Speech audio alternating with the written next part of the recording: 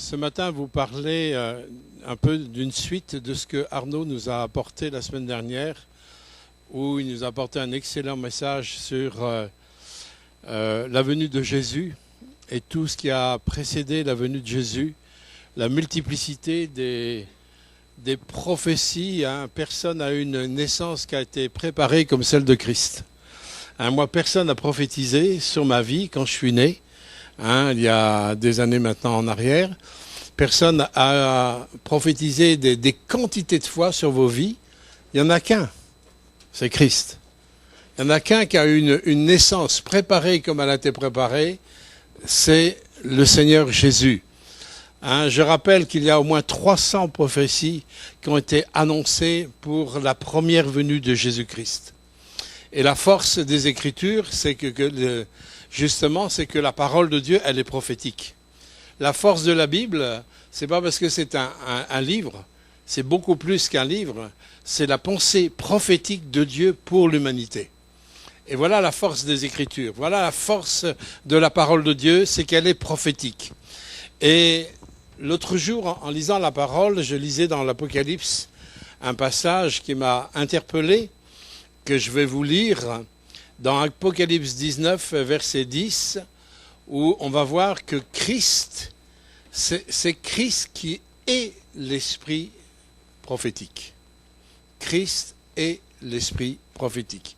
J'aimerais vous parler de ça avec toutes les conséquences que ça engendre. Notre Père, nous te remercions pour ta parole. Seigneur, tu as toujours veillé sur elle afin de l'accomplir. Seigneur, tu as veillé à ce que des hommes, Seigneur, puissent la recopier, la recopier, la recopier. Tu as veillé à ce qu'elle ne soit pas détruite malgré tout ce qu'on a pu faire pour la détruire. Seigneur, et nous te remercions de ce qu'elle nous est parvenue jusqu'à nous, Seigneur, où tu veilles sur ta parole pour l'exécuter. Seigneur, tu es la parole. Au-delà du manuscrit, tu es la parole. Tu es le Verbe. Tu es celui qui nous apporte la puissance de vie dans la révélation au travers de ta parole. Et Seigneur, que ce matin, Seigneur, ton souffle descende sur l'annonce, Seigneur, des Écritures. Au nom de Jésus-Christ, Amen. Alors je vais commencer par vous lire trois passages des Écritures. Le premier, c'est justement là où il est dit que Christ est l'esprit de prophétie. C'est dans Apocalypse 19, verset 10, je tombais à ses pieds pour l'adorer, et il me dit, garde-toi de le faire, je suis ton compagnon de service et celui de tes frères qui ont le témoignage de Jésus, adore Dieu. Car le témoignage de Jésus est, du verbe être, est l'esprit de la prophétie.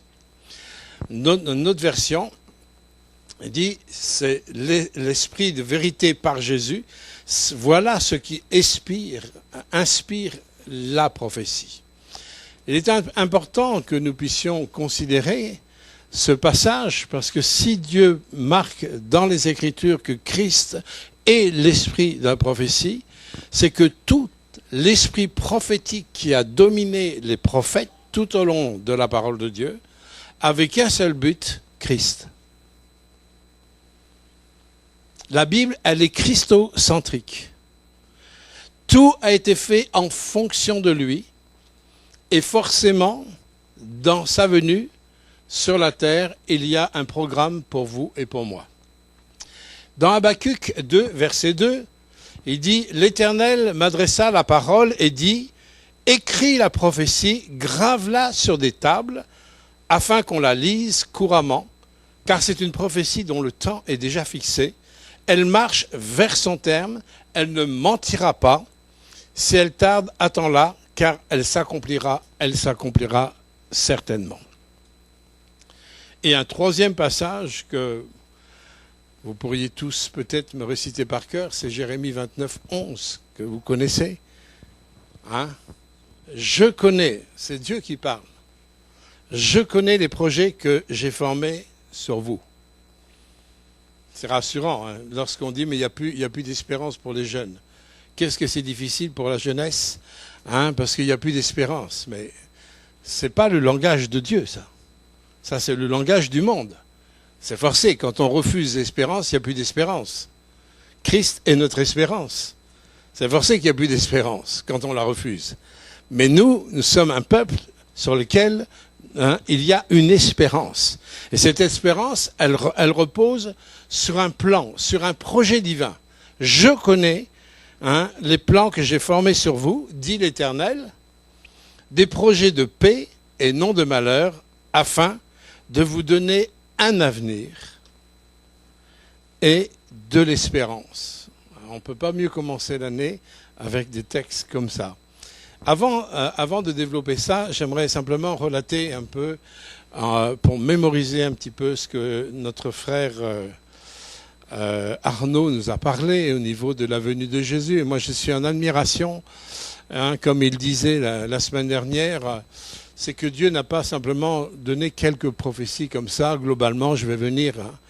Et la force, justement, dans la prophétie biblique, c'est que Dieu, tout au long des siècles, c'est tout au long des siècles, tout au long du parcours où Dieu a commencé à révéler à l'homme son programme, Dieu a donné des détails précis, des petits détails dans les prophéties, de façon que ce soit indiscutable.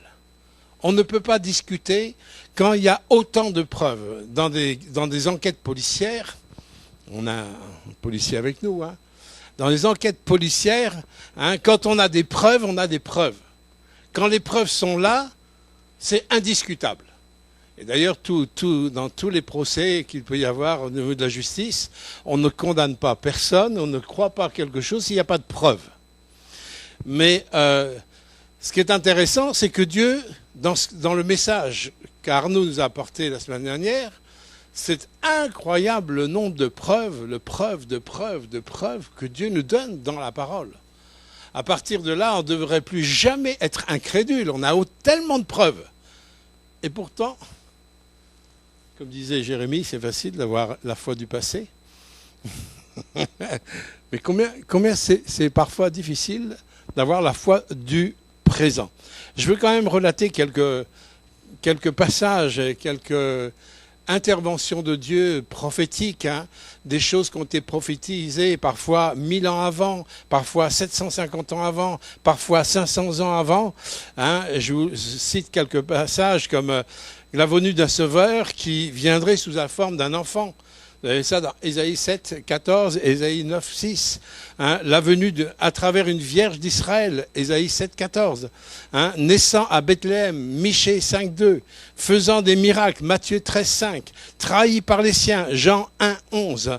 Vendu pour 30 pièces d'argent, Matthieu 26, 15. Du vinaigre qu'on lui apporta sur la croix, Psaume 69, 22. Les psaumes, c'est entre 900 et 1000 ans avant Jésus-Christ. Un détail si petit, le vinaigre qu'on allait tendre à Christ au moment de sa mort, c'était prophétisé 1000 ans avant, accompli dans Matthieu 15, 36. Le partage de la tunique dans Psaume 22, aussi là 1000 ans avant, et accompli dans Matthieu 27, 35. La souffrance de Christ, où il a porté nos malédictions, nos souffrances, nos maladies, nos infirmités, nos péchés, dans Ésaïe 53 et Ésaïe 61. Et que la mort n'allait pas pouvoir retenir Jésus. C'était aussi prophétisé. C'est accompli dans Luc 24, 46. Qu'il enverrait la puissance du Saint-Esprit pour nous conduire dans toute la vérité. Jean 15, verset 26. Avec tous ces dons qui allaient accompagner, et nous avons ça dans Acte 2, etc., au moment de la Pentecôte. Tout ça, on peut dire, c'est le passé. Ça, ce sont des choses qui ont été prophétisées, ce sont des choses qui sont attestées, ce sont des choses qui sont vécues. Et si nous sommes aujourd'hui des chrétiens sauvés par le sang de Jésus, par la grâce de Dieu, c'est parce que nous avons cru et le message nous est parvenu jusqu'à notre époque. Et je veux dire, rien que ça, si on s'arrêtait là, je veux dire, c'est un grand miracle. Si on s'arrêtait là, c'est un grand miracle. Quand on a autant de preuves de la venue de Jésus, de qui est Jésus, de son identité, de sa venue, mais toutes ces choses ont été accomplies parce que Dieu est en mouvement et il nous a laissé une promesse qui est en train de s'accomplir tout au long de notre parcours, tout au long du temps, où il a des projets qu'il a formés. Alors, ce texte que nous avons lu dans Jérémie, quand nous lisons, oui, Dieu il a des projets qu'il a formés, ce sont des projets de paix, non de malheur. Souvent, nous ramenons cette promesse à quelque part une mentalité de bien-être humain. Nous ramenons cette promesse-là à, oui, un petit peu au niveau du ras des pâquerettes. On ramène une promesse comme ça. Bien sûr que Dieu, il veille sur nos vies, il est sur cette terre, c'est vrai.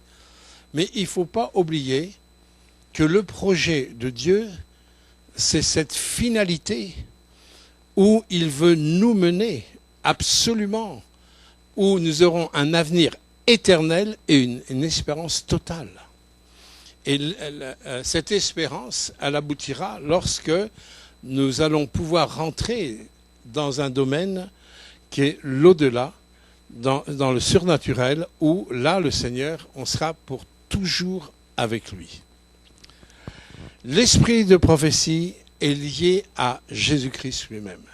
L'esprit de prophétie est lié à son œuvre, passée, présente et à venir.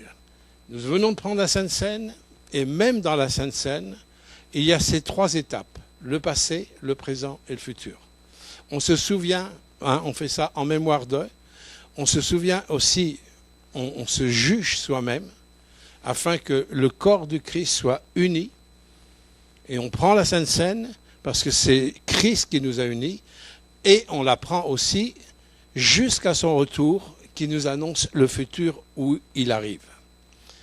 Et ça, c'est la base, c'est le fondement de notre foi. Et nous voyons le temps, nous voyons les années passées, quand on voit les apôtres aussi parler du retour du Seigneur. Ils attendaient aussi son retour. Nous sommes en 2021 maintenant, et pour l'instant, on n'a pas vu son retour. Mais tout au long, Dieu, il accomplit son programme, il accomplit les projets qu'il a prévus d'avance, ces projets qui sont faits en Christ. Il veille sur sa parole pour l'exécuter. Il n'y a rien qui peut lui échapper. C'est vrai que lorsque nous regardons le monde, parfois on est un peu comme Mireille et moi, mardi soir, quand on regardait les circonstances qui étaient complètement farfelues. On a l'impression qu'on marchait sur la tête, où on avait le contrôle de rien. On a le contrôle de rien. Au niveau de la compréhension, c'est zéro. On ne pouvait rien comprendre. On n'avait pas de solution, rien. Et bien souvent, on est un peu comme ça dans ce monde, mais on oublie que nous sommes dans la main de celui avec qui nous avons fait une alliance. Et lui, il poursuit son programme. Il poursuit son programme. Et il va faire tout concourir au bien de ceux qui l'aiment et sont appelés selon ses desseins. Mais quels desseins? Mes programmes à moi, le bien-être que je me construis, que je veux me construire peut-être ici-bas? Non, les desseins de Dieu, c'est me faire entrer dans la félicité céleste. Souvenez-vous que le but de l'Église, c'est pas qu'on se réunisse tous les dimanches là, chanter les cantiques, prendre la Sainte Seine. Ça, c'est pas le but. On est en marche. On est en marche vers le but. Le but de l'Église, c'est que nous soyons glorifiés avec Christ. Le but de l'Église, c'est qu'il veut nous asseoir sur son trône. Vous avez ça dans Apocalypse 3. Le but de l'Église, c'est que Jésus veut vraiment faire voir au monde entier comment la gloire qu'il possède, qu'il a, il veut la faire reposer sur nous. Le but de l'Église, c'est qu'une fois son Église est glorifiée, c'est que nous préparant ici-bas, c'est que nous puissions apprendre à régner avec Christ. Et ça, ce but-là, nous l'oublions bien souvent. Nous oublions que nous sommes sur la terre vers ce but, vers l'objectif, vers ce temps où lui, il a formé des projets. Quelle gloire lorsque nous allons voir Christ face à face. Quelle gloire lorsque nous verrons ses mains percées. Quelle gloire lorsqu'il va nous donner nos corps surnaturels qui nous permettront de vivre pour l'éternité. Quelle gloire lorsqu'il va rassembler son peuple. Quelle gloire lorsqu'il va nous donner nos postes de commandement où nous allons pouvoir régner, l'Église glorifiée, régner avec Christ. Waouh, c'est autre chose que venir simplement le dimanche au culte, donner notre offrande, nos dîmes, ou faire quelque chose dans l'Église. Je ne dis pas que toutes ces choses qu'il ne faut pas les faire et que ce n'est pas bien. Mais ce n'est pas le but. Ce n'est pas le but, mes bien-aimés. Le but, c'est d'être glorifié avec Christ, assis sur son trône, pour pouvoir régner avec lui. Relisons ensemble sa parole. Et l'esprit de prophétique, bien sûr, repose sur l'esprit de Christ. Et c'est pour ça qu'il y a beaucoup d'épreuves que des chrétiens passent et traversent, et que des chrétiens non avertis ne saisissent pas, mais il y a des épreuves qui sont permises et voulues par Dieu. Jésus nous a dit, il nous a pas menti, que si nous voulons le suivre, nous devons calculer la dépense, et sachant que le chemin, il est étroit, il est rocailleux, la porte, elle est étroite, et le chemin est rocailleux. Il dit, ils m'ont persécuté, mais s'ils m'ont persécuté, ils vont vous persécuter. Ils m'ont rejeté, mais ils vont vous rejeter. Christ nous a promis qu'on allait aussi être identifié à ses souffrances. Et l'apôtre Paul le dit dans plusieurs textes, plusieurs passages, où il dit il achève les souffrances de Christ. Ah bon? Est-ce que Christ n'avait pas accompli toutes les souffrances sur la croix?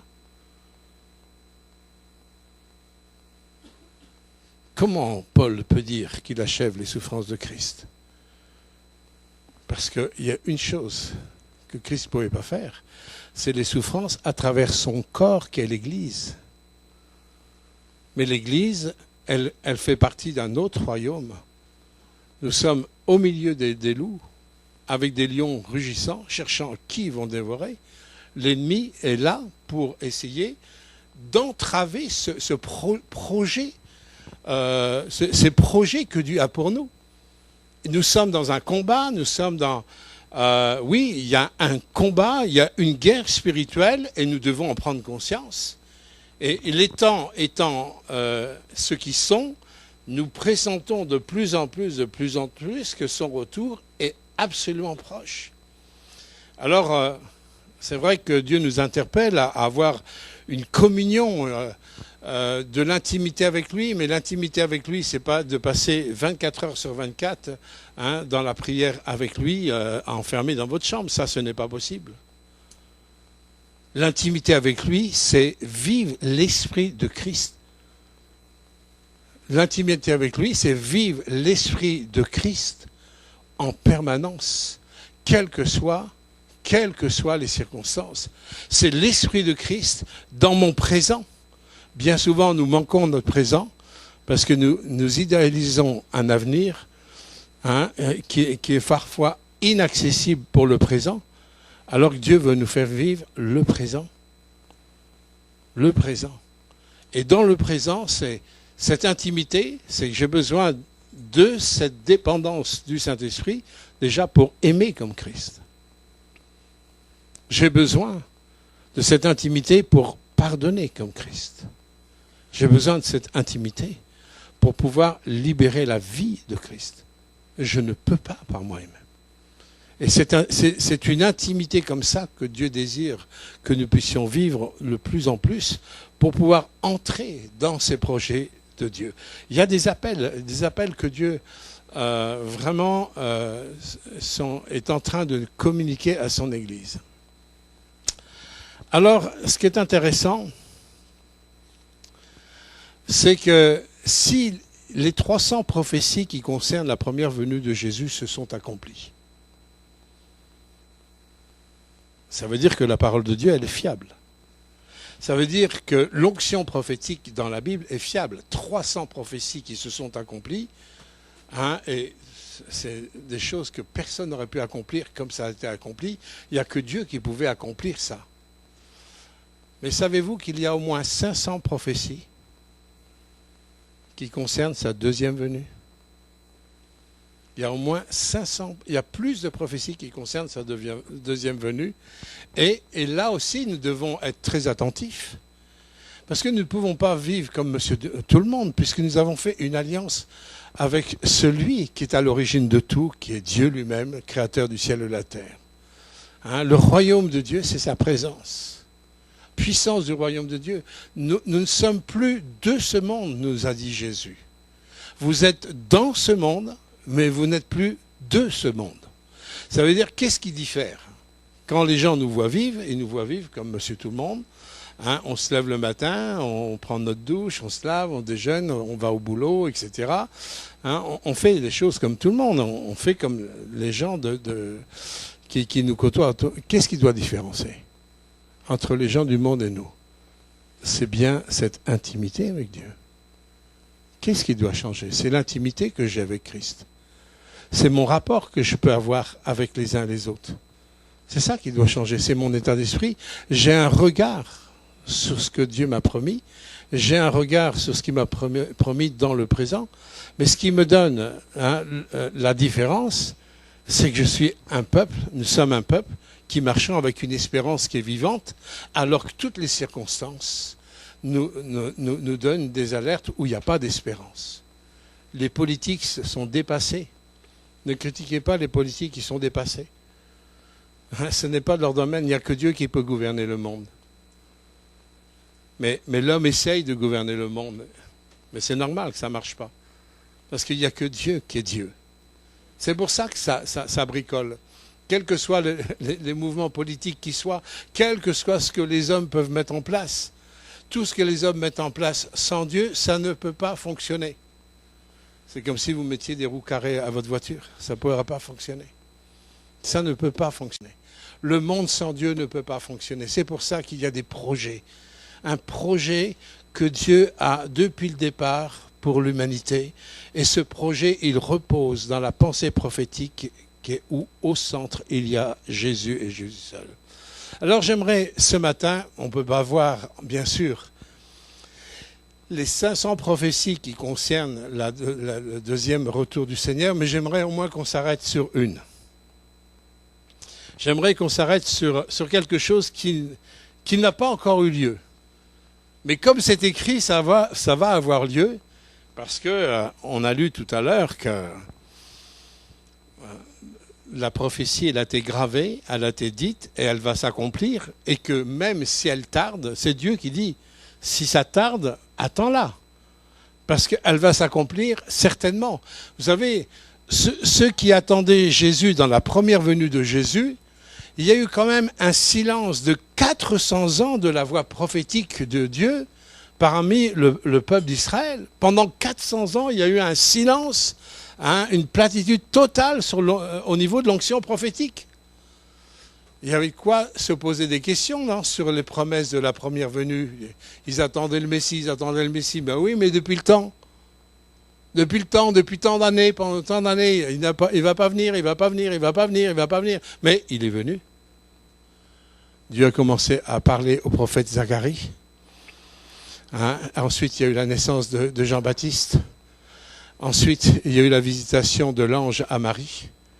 Marie est devenue enceinte d'une façon miraculeuse, qui accomplissait aussi les prophéties de l'Ancien Testament. Il est venu.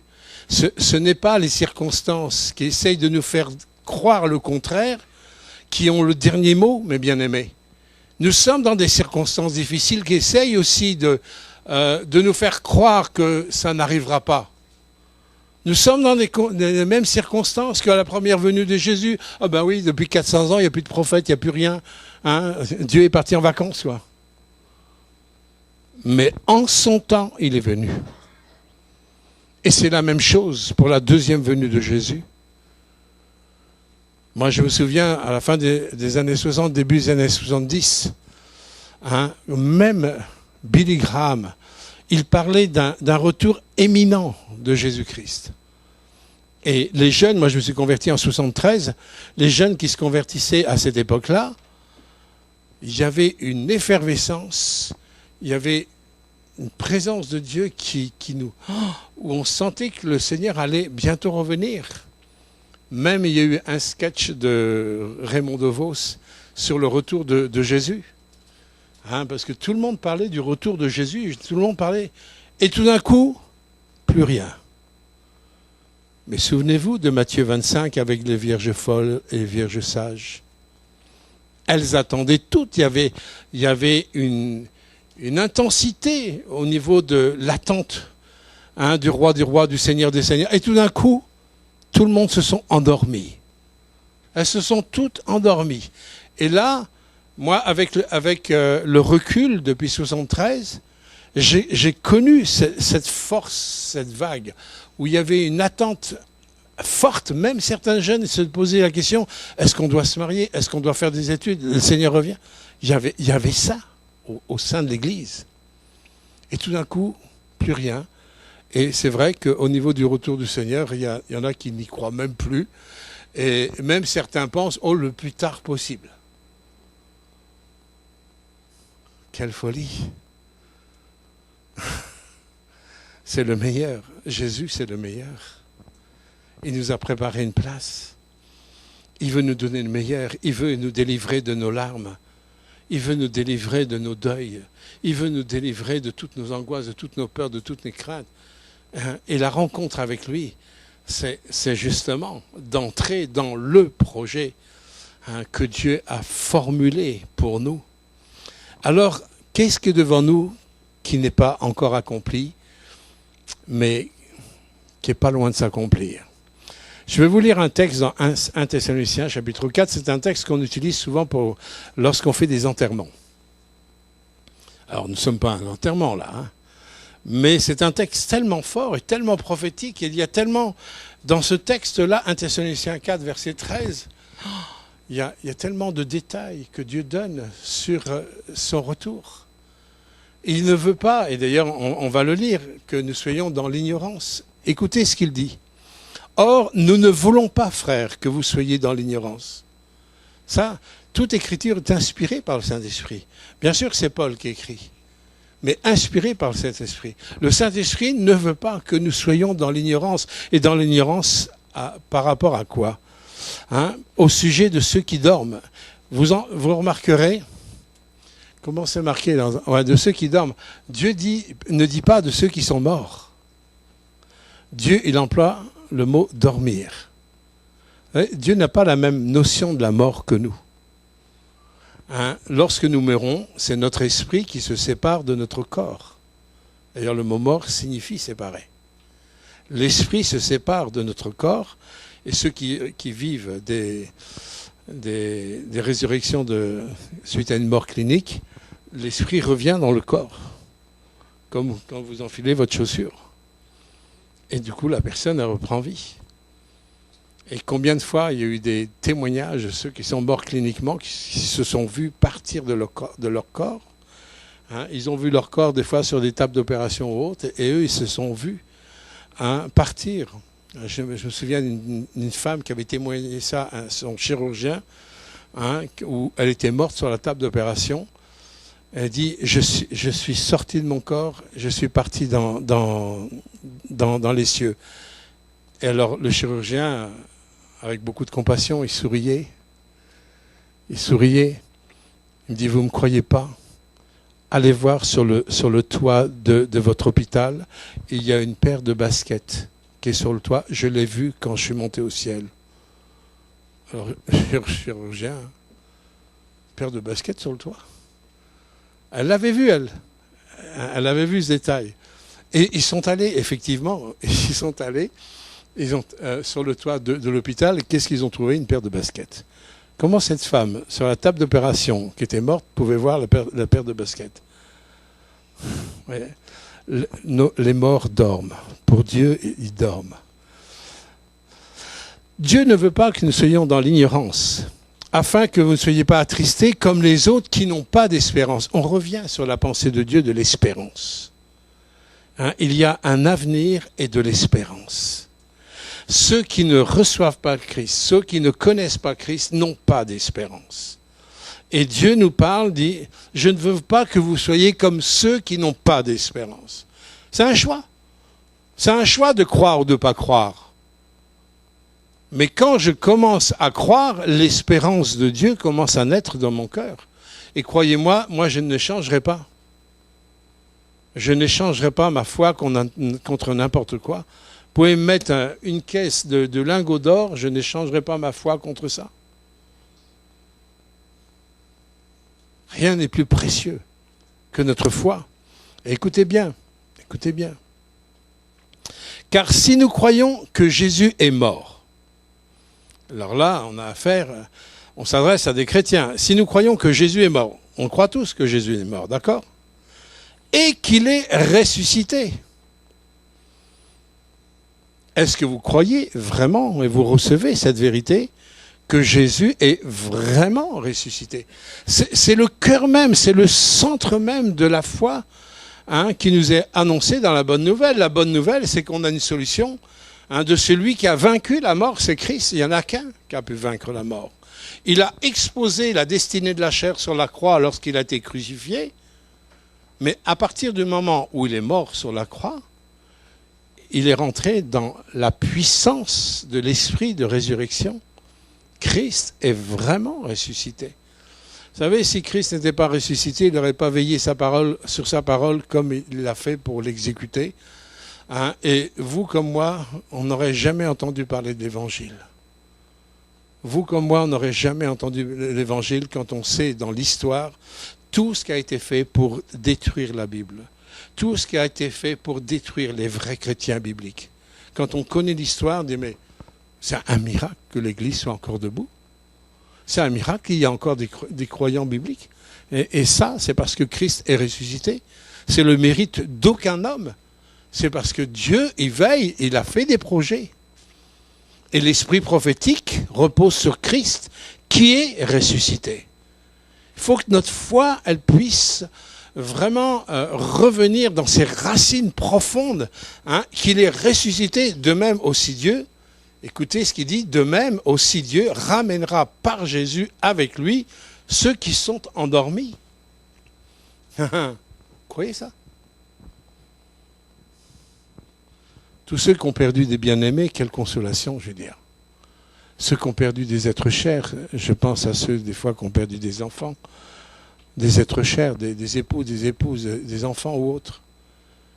Est-ce que souvent, la plupart du temps, quand vous prêchez ça au moment des enterrements, beaucoup de gens ne croient pas à ça. Beaucoup de gens ne croient pas à ça. Et pourtant, Dieu dit, je relis pour qu'on soit d'accord, que vous entendiez les mêmes choses que je dis. Dieu ramènera par Jésus avec lui ceux qui se sont endormis. Alors, à tout esprit cartésien, il n'y a pas sa place. Il n'y a pas de place pour l'esprit cartésien. Comment ça va se faire? J'en sais rien. Est-ce que ça va se faire? Oui, ça je le sais.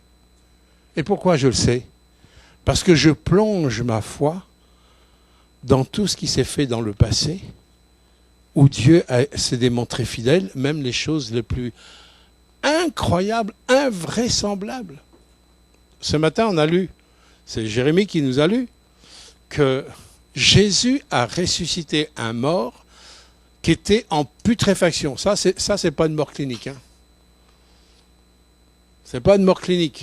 Je ne suis pas médecin, mais je suis sûr de ce que je dis. C'est pas une mort clinique. Il était en putréfaction. Ça veut dire que sur le plan humain, il n'y a pas de solution. Même le plus grand toubib, le plus grand chirurgien, le plus grand professeur du monde, devant un corps en putréfaction, il va dire, bon, voici le numéro des pompes funèbres, voilà, il n'y a que ça à faire. Jésus, il a ressuscité Lazare qui était en putréfaction. C'est ce Jésus-là que nous croyons. C'est de ce Jésus-là qu'il est question lorsque nous avons fait alliance avec lui. C'est de ce Jésus-là qui est mon maître, qui est l'esprit prophétique aussi en moi. Et c'est ce Jésus-là qui veille pour aussi me conduire dans les projets que Dieu a formés pour moi. Des projets de bonheur, mais pas du bonheur du bien-être du monde. Pas un bonheur ramené à notre sauce, du bonheur que lui, dans ses projets, que lui, il a formé pour nous. Car nous vous disons ceci par la parole du Seigneur. c'est que nous, les vivants, donc quand ça va avoir lieu, ça va avoir lieu, hein, mais quand ça va avoir lieu, il y aura des chrétiens vivants sur cette terre. Nous, les vivants, donc il est question aussi de ceux qui sont restés, qui ne sont pas encore morts, qui sommes laissés pour la venue du Seigneur, nous ne devancerons pas ceux qui se sont endormis. Donc les morts ressusciteront premièrement. Ça, c'est prophétique. Ça va s'accomplir, mes bien-aimés. Hein, parce que lui-même, le Seigneur, a un signal de commandement à la voix d'un archange, au son de la trompette de Dieu, descendra du ciel.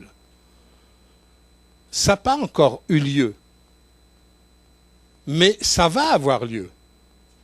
C'est là, devant, et c'est pas loin devant nous, au son de la trompette de Dieu.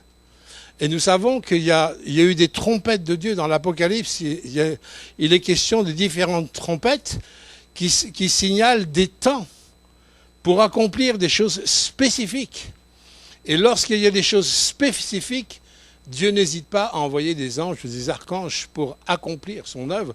Hein, lorsqu'il a confié à Marie la naissance de Jésus, hein, c'est pas n'importe qui l'a conseillé, c'est l'ange Gabriel qui est venu la visiter, qui lui a dit, voilà ce qui va avoir lieu. Et ce qui va se passer dans ta vie, c'est ce que les prophètes ont annoncé. Et ce que je vous lis, c'est l'apôtre Paul, l'onction prophétique, l'onction du Saint-Esprit qui l'annonce. Est-ce que vous le croyez véritablement ? Que Dieu a un signal donné, descendra du ciel au son de la trompette. Qu'est-ce qui va se produire ? Les morts en Christ ressusciteront premièrement.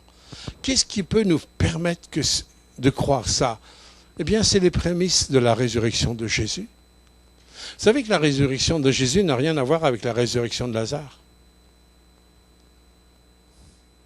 Ne me regardez pas comme ça. Hein.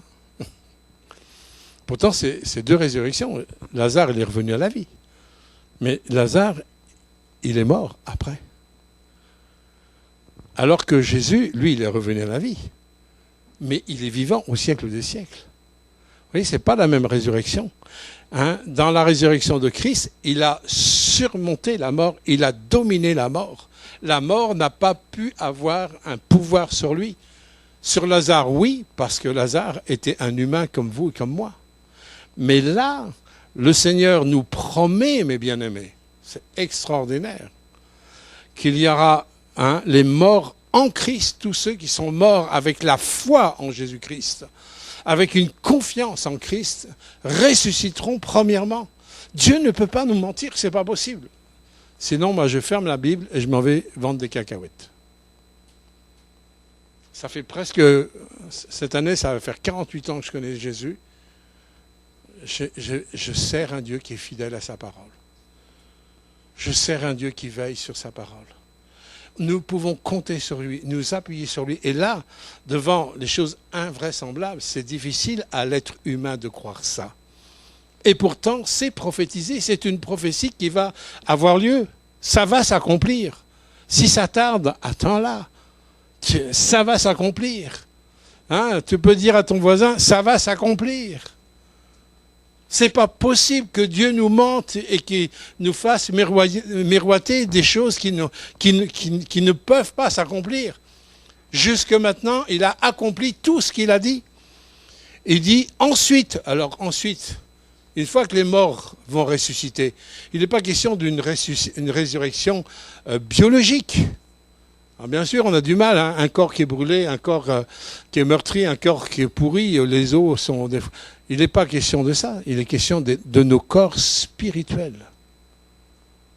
Exactement comme Jésus a eu un corps spirituel après sa crucifixion, qui n'était pas limité dans l'espace, qui n'était pas limité à la matière. On sera revêtu de ce corps-là. Et bien souvent, nous ramenons tout le temps à notre compréhension humaine, terrestre, cartésienne. Et ce côté cartésien nous bloque, nous heurte. Et dit, nous les vivants qui sommes laissés, écoutez bien, nous serons enlevés ensemble avec eux dans les nuées, au-devant du Seigneur en l'air, ainsi nous serons pour toujours avec le Seigneur.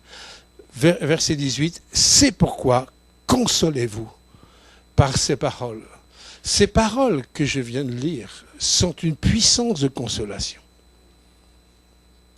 Si je les crois, si je reçois, c'est une puissance de consolation. Dans Matthieu 24, il confirme aussi que l'Église va être enlevée. Il dit, alors 2 hommes seront au champ, l'un sera pris, l'autre laissé. 2 femmes moudront au meule, l'une sera prise et l'autre laissée. Veillez donc, parce que vous ne savez pas à quelle heure que le Seigneur revient. Il y a une sonnette, le Seigneur revient chercher son Église. Nous ne savons pas à quelle heure, nous ne savons pas à quel moment. Mais une chose que nous savons, c'est que ce qu'il a dit s'accomplira. Dieu ne peut pas être fidèle depuis le départ jusqu'à maintenant, et tout d'un coup, pour les choses qu'il nous annonce, qui sont devant, il ne va pas être fidèle. Non mais c'est une histoire de fou ça. Dieu ne change pas, il est invariable, il n'y a pas une ombre de variation. Il a toujours été fidèle, il ne peut pas être infidèle avec le temps. Dieu n'est pas lié à ma non-compréhension des choses, à ma difficulté de comprendre ses plans. Dieu n'est pas lié à ça. Il me demande simplement, si tu crois mes paroles, elles vont te consoler. Si tu reçois une parole, elles vont vraiment te consoler. Nous serons toujours pour le Seigneur. Alors je voudrais terminer mon message. Et Jérémie, il a parlé de la foi. On a du mal à avoir la foi présente. Et je vais terminer mon message sur une expérience qu'un adorateur de l'Ancien Testament a vraiment eu du mal à croire. Même les patriarches avaient des problèmes avec la foi présente. Il s'agit de Jacob. On va lire un texte dans Genèse 45, versets 25 à 28. Et c'est le contexte, pour ceux qui ne connaissent pas. Jacob, c'est le petit-fils d'Abraham. Abraham, Isaac et Jacob. Et Jacob, il est le patriarche des 12 tribus d'Israël. C'est lui qui a mis naissance aux 12 tribus d'Israël à travers ses fils. Et il a eu un problème avec un fils qu'il chérissait particulièrement, qui était né de la femme qu'il aimait, Rachel. Et un jour, ce fils s'appelait Joseph. À l'âge de 17 ans, il avait une vision par rapport à un plan de Dieu. Et en fin de compte, qui a occasionné, pour plusieurs raisons, pas que pour cette raison, mais pour d'autres raisons aussi, comme il était un peu le chouchou de papa, les autres, les 11, l'ont pris en grippe. Vous savez, quand il y a un chouchou quelque part, c'est pas bon pour les autres. Ils l'ont pris en grippe. Il y a des mimiques sur les visages, ça doit rappeler des choses. Mais quand il y a des chouchous quelque part, c'est jamais très bon. Et là, oui, il y a eu des chouchous. Jacob avait un chouchou, c'était Joseph. Et Joseph, un jour, il était avec ses frères et ses frères l'ont attrapé. Ils ont voulu le mettre à mort. Et l'aîné, comme quoi Dieu, il veille tout le temps sur sa parole pour l'exécuter. Il veille, il met des limites. Par l'aîné des frères, il dit non, on ne va pas verser le sang innocent. Laissons-le. Il y a une caravane qui allait en Égypte et il est parti en Égypte. Et en Égypte, c'est là que le plan de Dieu s'est accompli pour Joseph. Bon, je ne vais pas vous refaire toute l'histoire de Joseph, on a eu plusieurs messages là-dessus, mais c'est simplement pour donner le contexte. Et les frères étaient revenus en disant à leur père, ton fils est mort. Ils avaient même saigné un animal, mis du sang sur une tunique, sur la tunique de Joseph, dire voilà, il a été attaqué par une bête et ton fils il est mort.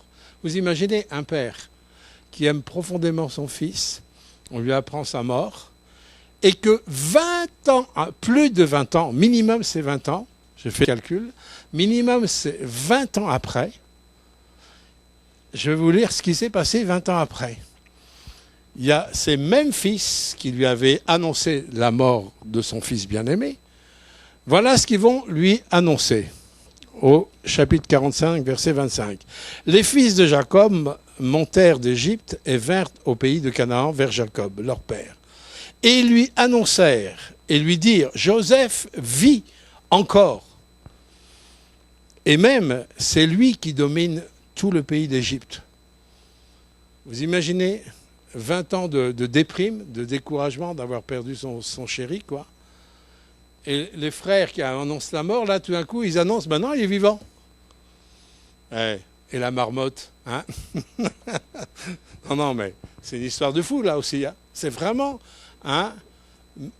Écoutez bien, mais, le cœur de Jacob resta froid. Pourquoi il resta froid? Parce qu'il ne les croyait pas. Combien de fois, nous restons avec des cœurs froids devant de telles promesses que je viens de vous lire avant, dans Thessaloniciens, sur l'enlèvement de l'Église, ou comment le Seigneur va nous prendre. On sera toujours avec le Seigneur. Parfois, on reste froid. Pourquoi?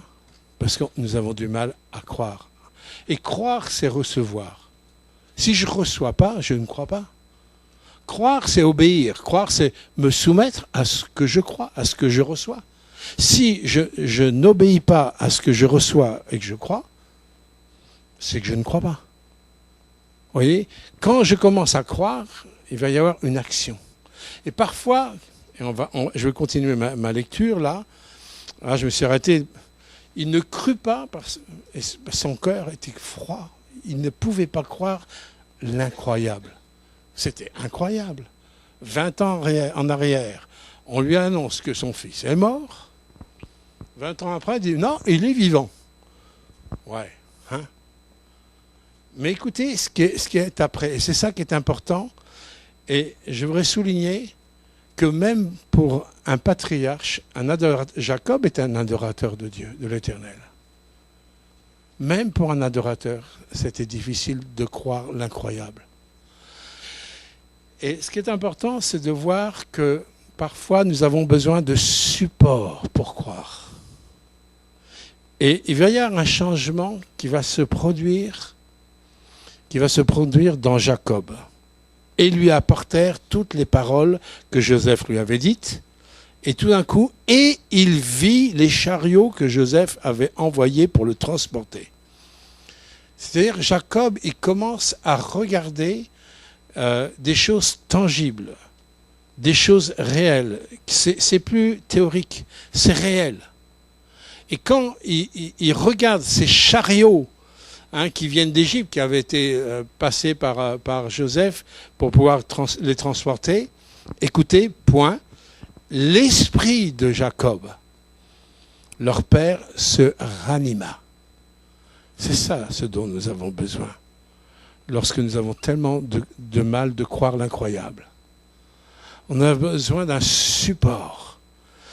L'esprit de Jacob, leur père, se ranima, et Israël dit, c'est assez. Alors là, tout d'un coup, il y a l'action. Vous voyez la différence? Quand il y a l'incrédulité, inaction, cœur froid, passivité totale.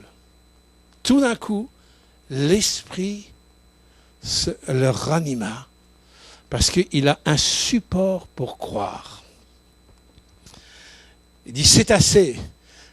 Joseph, mon fils, vit encore. Et tout d'un coup, il proclame ce qu'il était incapable de croire. C'était dans l'incapacité de croire, il le proclame. Mon fils vit. Dieu veut nous amener à la proclamation de ce qu'il nous promet, mes bien-aimés.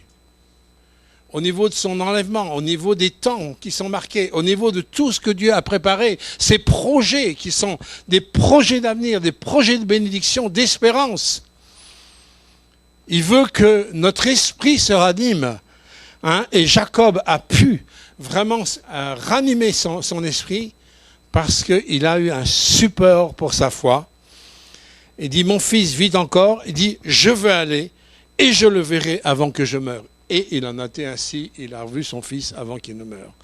Pourquoi je vous relate cette histoire-là? Parce que la question que je me suis posée, même avec tout le message qui était important, le message d'Arnaud la semaine dernière, je dis, il nous a quelque part donné les supports. Arnaud nous a apporté les supports de choses qui sont tangibles. Nous avons besoin de serrer la parole de Dieu sur notre cœur. Le grand problème, la grande maladie d'aujourd'hui, c'est que nous avons une difficulté avec l'écriture. Dans Matthieu,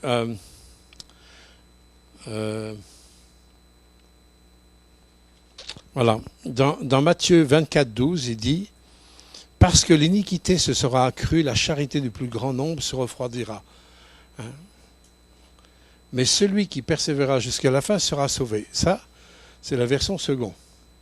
Mais si nous lisons le même texte dans la version messianique, voilà ce qui est dit. Très intéressant. Parce que l'éloignement de la Torah se sera accru. Là, nous, quand on dit parce que l'iniquité se sera accrue. Mais là, dans la traduction messianique, il dit l'éloignement de la Torah. La Torah, c'est la parole de Dieu. La Torah, c'est la parole de Dieu.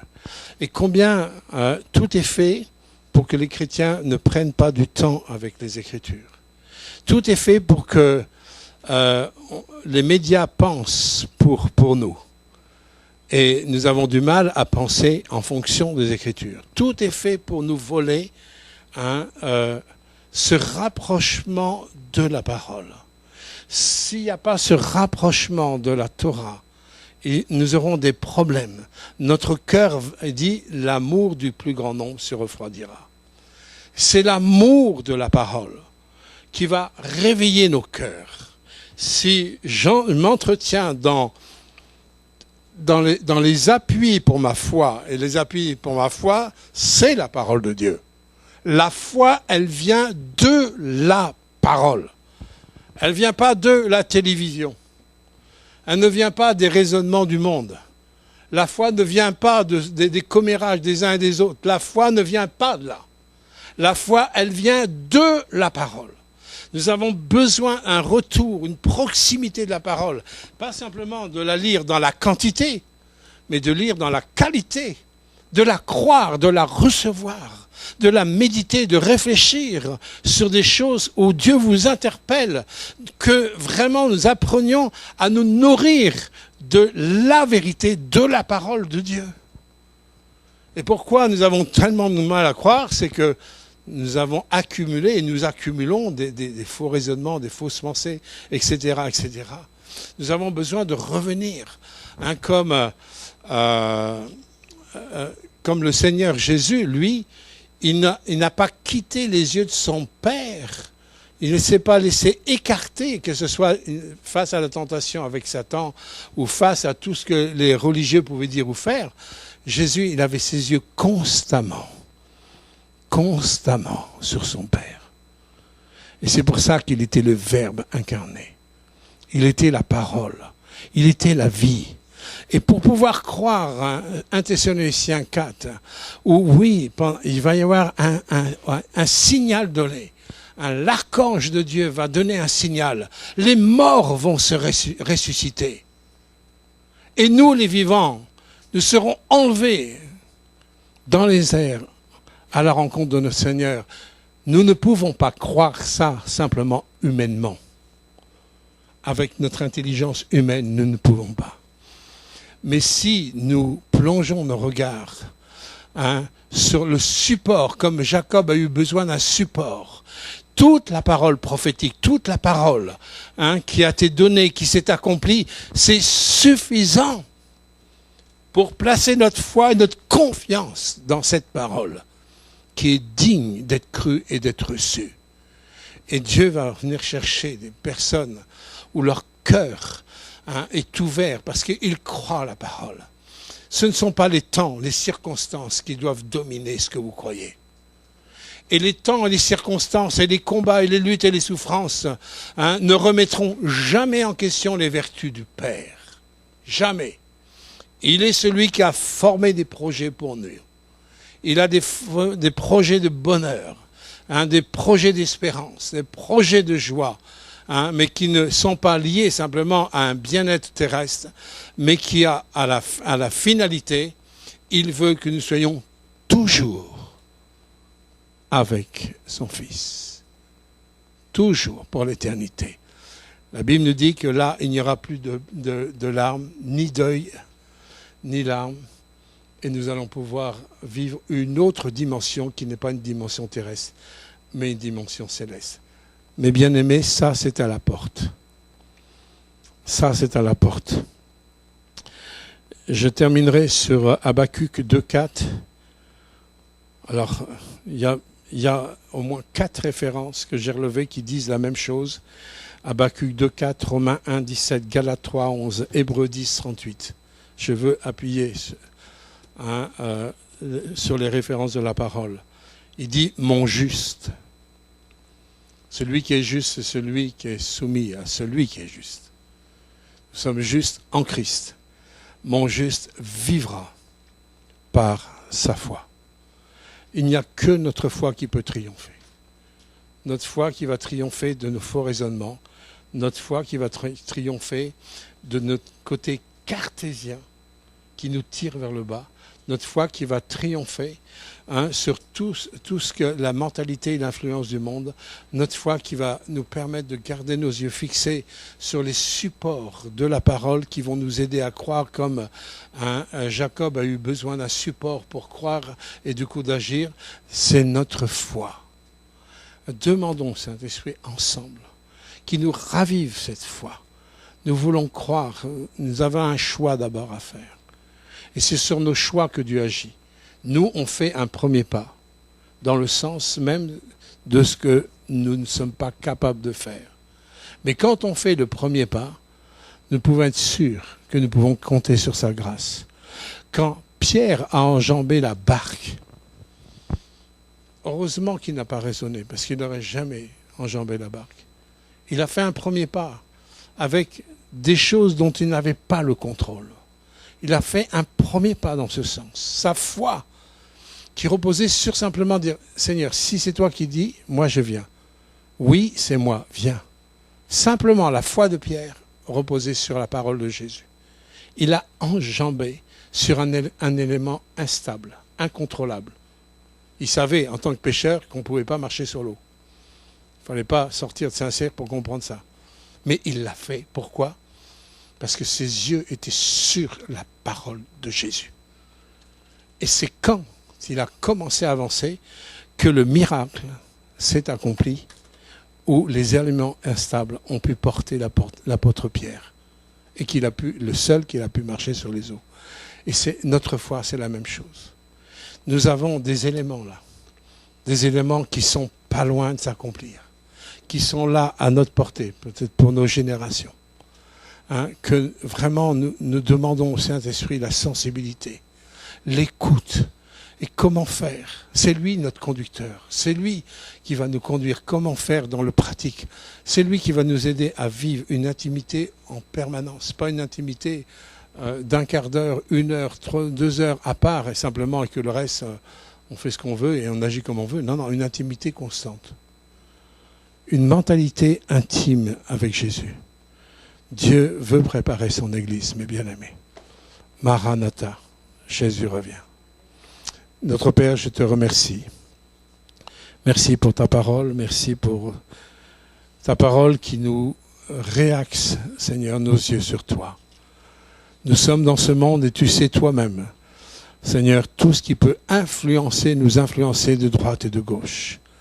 Mais nous voulons l'impact de ta parole. Nous sommes, Seigneur, là devant toi. Nous te demandons pardon. Pardonne-nous, Seigneur. Pardonne-nous pour la puissance d'incrédulité, Seigneur, qui nous tenaille bien souvent dans la foi présente. Seigneur, pardonne-nous, Seigneur. Pardonne notre incrédulité. Seigneur, que nous puissions avoir cette foi qui saisisse, Seigneur, la puissance de ta parole, parce qu'elle est ta parole. Simplement, parce qu'elle est ta parole. Et ta parole est la vérité. Ta parole est puissance de vie. Ta parole est libération. Ta parole est guérison. Ta parole est toute suffisante. Seigneur, que nous soyons des hommes et des femmes de ta parole. Nous crions à toi, Saint-Esprit, nous avons besoin, Seigneur, de retrouver pleinement nos racines dans tes promesses, dans ta parole. Au nom de Jésus. Amen. Amen.